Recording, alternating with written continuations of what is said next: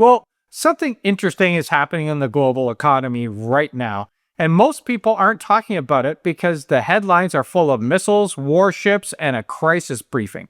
But if you zoom out for a moment, a completely different story appears. One part of the world has spent the last 20 years building roads, ports, and pipelines, and another part of the world has spent the same 20 years fighting wars.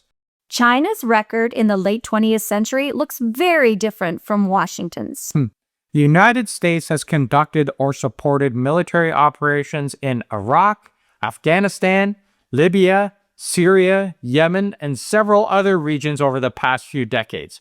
And Canada has often been pulled into those operations because of our alliances.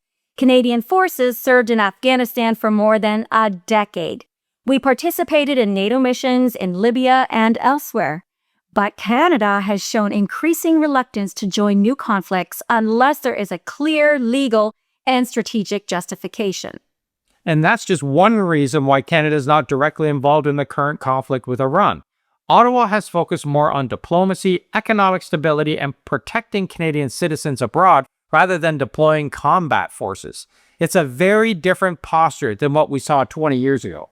And this is where the global economic picture starts to come together. China spent decades building infrastructure networks across continents. Canada is positioning itself as a reliable energy supplier to the world. Meanwhile, the United States continues to carry the burden of maintaining a massive global military presence. That enormous industrial system supports millions of jobs and contracts across the United States, but it also creates a political environment where military engagement abroad is almost constant, needed, and wanted. When you look at the numbers since World War II, the United States has been involved in more overseas military operations than any other countries, sometimes as the main instigator, sometimes as part of alliances. That pattern has shaped the global perception of the American power. Yeah. Meanwhile, the rest of the world has continued building economic partnerships that don't depend entirely on Washington. Trade agreements between Asian economies, energy deals between Middle Eastern producers and Asian buyers, infrastructure corridors connecting ports to inland markets. Whether people like Beijing or not, the physical footprint is undeniable. China has spent decades positioning itself as the world's infrastructure builder. Meanwhile, the United States, which used to dominate global development after World War II, slowly shifted its focus somewhere else entirely. Iraq, Afghanistan, Libya, Syria, endless military deployments and security operations across the Middle East and beyond. For more than 2 decades, the biggest line items in Washington's global strategy were aircraft carriers and forward operating bases, not railways or ports. And that difference matters more than it used to, because the world economy is entering a new phase. Countries are looking for energy, supply chains, and long-term economic stability. They want infrastructure that keeps goods moving even during crisis. And suddenly, the countries that spent decades building networks, well, they're finding themselves in a much stronger position than the ones that spent decades fighting. It's about building rather than destroying. Which brings us to Canada, because it always does. Because while China has been building infrastructure around the world, Canada has quietly been talking about something else entirely. Prime Minister Mark Carney has repeatedly said he wants Canada to become what he calls an energy superpower. Not just a country that exports raw resources, but a country that supplies the world with reliable energy during a very unstable period. And if you think about Canada's geography and resources, well, that idea is not crazy. Canada already has the 3rd largest proven oil reserves on the planet.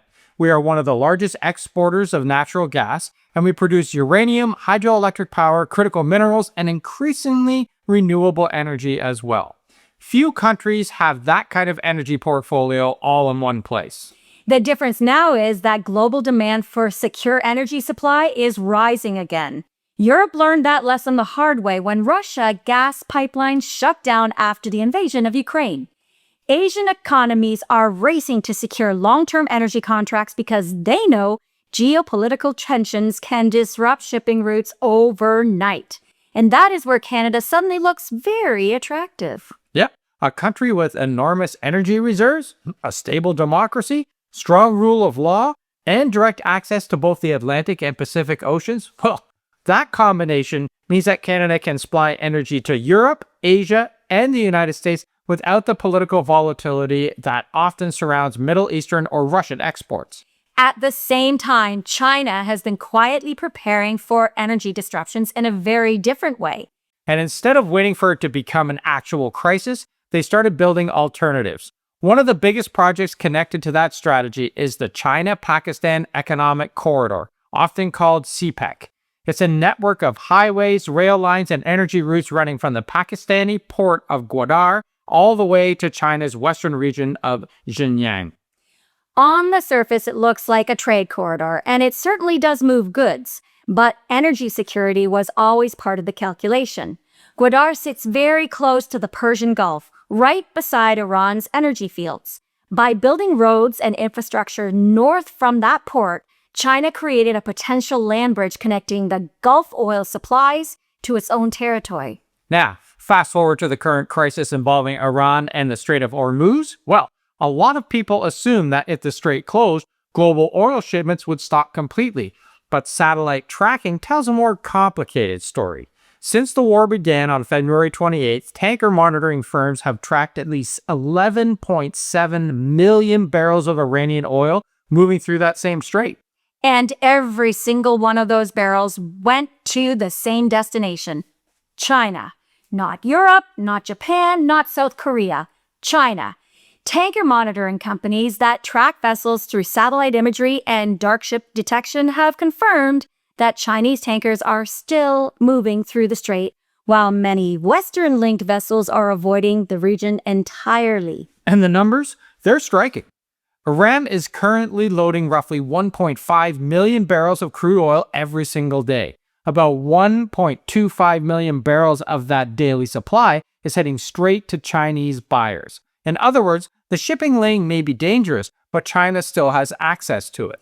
And China didn't end up with that position by accident. In the months leading up to the conflict, Chinese crude imports surged dramatically as the country built up its oil reserves. Imports jumped more than 15% compared to the previous year. At the same time, Iranian exports rose to their highest levels in years, much of it heading directly to Chinese refineries. In other words, Beijing prepared for disruption long before the missiles even started flying. They filled their storage facilities, secured supply arrangements, and reinforced their relationships with oil-producing countries. So, when the crisis did hit, China already had both stockpiles and supply routes in place. Meanwhile, the United States is deeply involved in the conflict itself. American forces are deployed across the region, naval groups are operating in nearby waters, and the cost of maintaining those operations are enormous. Analysts estimate that the United States is spending hundreds of millions of dollars per day maintaining this military posture in the conflict zone. And this is where the contrast between economic strategy and military strategy becomes really visible. China is receiving oil shipments that fuel its economy. The United States is spending vast sums of money protecting shipping lanes and managing the conflict itself. One country is focused on keeping energy flowing into factories, and the other is focused on managing a war. The American defense budget alone is larger than the military spending of the next several countries combined. Think about that. That enormous industrial system supports millions of jobs and contracts across the United States, but it also creates a political environment where military engagement abroad is almost constant, needed, and wanted. While the United States is becoming more inward-focused and politically divided, middle powers are quietly strengthening ties with each other. Energy from Canada, manufacturing from Asia, technology from Europe, and supply chains that don't depend on one single country. And that's exactly where Canada's energy role becomes even more important.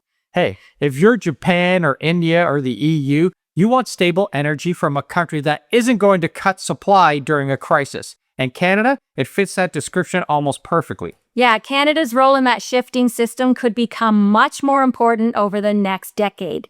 If Prime Minister Carney's vision of an energy superpower actually materializes, Canada could become one of the most reliable suppliers of oil, gas, electricity, and critical minerals to democratic allies around the world. And in a strange way, the current crisis in the Middle East is highlighting exactly why energy security matters so much. When shipping routes become dangerous and oil prices spike, countries with stable production suddenly become very valuable partners. China prepared by building supply corridors and stockpiling oil. Canada is preparing by developing energy capacity and expanding export infrastructure.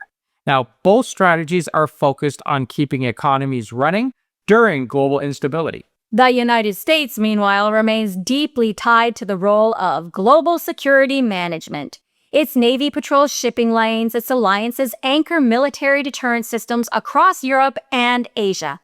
That role has shaped American policy for generations, but it also comes at an enormous cost. Exactly. And the world is beginning to ask whether the balance between military power and economic development has shifted too far in one direction. Infrastructure, energy security, and trade networks are becoming just as important as aircraft carriers and fighter jets. For Canada, the lesson is pretty clear. We don't have the population or the military budget to compete with the United States in any global power projection. But we do have something equally valuable: resources, stability, and our geography. And if Canada can combine those advantages with a smart infrastructure and energy policy, well, the country could become one of the key suppliers powering the global economy during a very uncertain time. And that's the opportunity behind the phrase energy superpower. In the meantime, China will likely continue expanding its global infrastructure footprint, building rail lines, ports, and energy corridors that tie dozens of economies into its supply network. That strategy has been unfolding quietly for years, and it's been working. Yeah, and most people are not talking about it. Which brings us back to that simple idea we started with. One part of the world spent decades building things. Another part of the world spent decades fighting wars. And now we're starting to see what those two strategies actually produced. So remember, our job as Canadians isn't to control what Washington or Beijing does, but we can decide what kind of country we want to be in the middle of all of this. Do we build things? Do we strengthen our economy? Do we supply the energy that the world actually needs? Those are decisions that shape our future far more than the latest headline about a missile strike somewhere. We're not the biggest country in the world, but we are one of the most reliable and most liked. And in a world that feels increasingly unstable, reliability becomes a very powerful advantage. So let us know what you think. Do you think that Mark Carney's strategy of Canada becoming an energy superpower is possible? Or is Canada stuck following whatever the United States does for the next decades to come? And remember, if you want to keep following these kinds of stories, the global shifts that actually affect Canada, make sure you check out the pinned comment below this video. And of course, if you enjoy this content, make sure to subscribe to the channel and become part of the A-team, because it helps keep this channel independent and helps us do this every single day. So thanks for watching, everyone, and we shall see you tomorrow. Ciao for now.